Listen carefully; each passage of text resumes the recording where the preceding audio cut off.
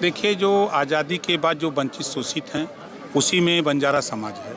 चाहे राजनीतिक भागीदारी की बात हो, चाहे शिक्षा की बात हो, स्वास्थ्य की बात हो, रोजगार की बात हो, आवास, शौचालय, पेंशन की बात हो, तो ये उससे बहुत दूर है।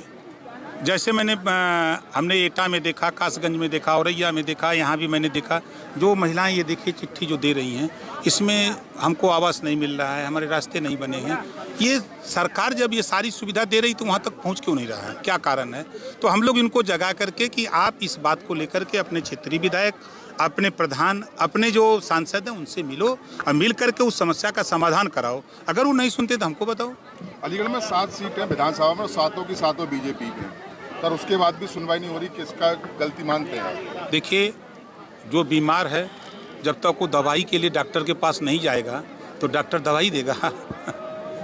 सवाल इस बात का है कि इन लोगों को पता नहीं है कि हमारे लिए कौन कौन सी योजना बनी है। जब इनको जानकारी होगी तब ना वो जाएंगे।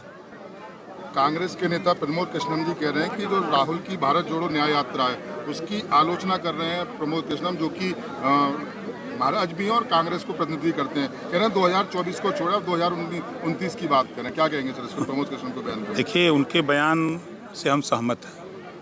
उत्तर प्रदेश में 2 सीट बची है कांग्रेस की और 5 राज्यों के चुनाव हुए, उसमें आपने देखा कि 3 राज्यों में पूर्ण बहुमत से एनडीए चुनाव जीता।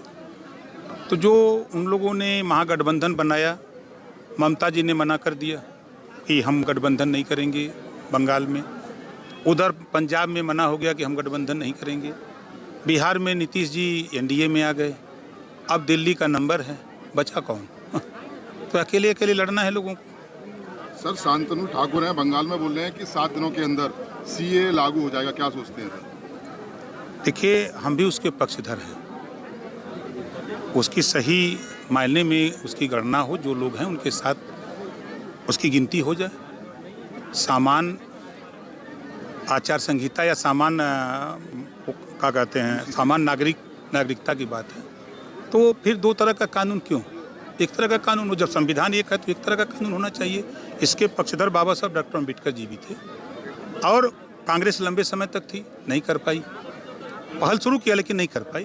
तो आज अगर उस काम को कर रहे हैं तो ये विपक्ष के लोग सिर्फ विरोध करने का काम करते हैं। उत्तराखंड के वक्फ बोर्ड के चेयरमैन है सादाब सब, वो कह रहे हैं कि आधुनिक मदरसों में औरंगजेब के बारे में क्यों पढ़ाया जाए, हम रामायण के बारे में बताएं, नबी के बारे में पढ़ाएं। क्या लेता है सर, किस तरीके का फैसला, क्योंकि मार्च में आधुनिक उर्दू मदरसों में फैसला भी आने वाला है? देखिए, जब संविधान एक है और देश एक है, प्रधानमंत्री एक है, राष्ट्रपति एक है, तो हम तो एक कानून के लिए वकालत करते हैं कि एक समान शिक्षा क्यों नहीं लागू होती है, सबको एक समान हो।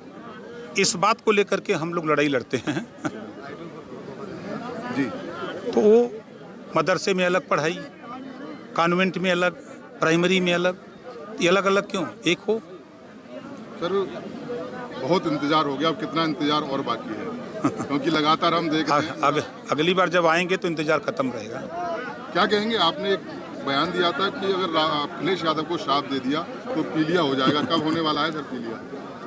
देखिए, आप उनको उठा के देखिए, सीएम थे, सांसद बने, सीएम से सांसद और सांसद से विधायक। अब उनसे पूछेगा कि आप क्या बनना चाहते हैं।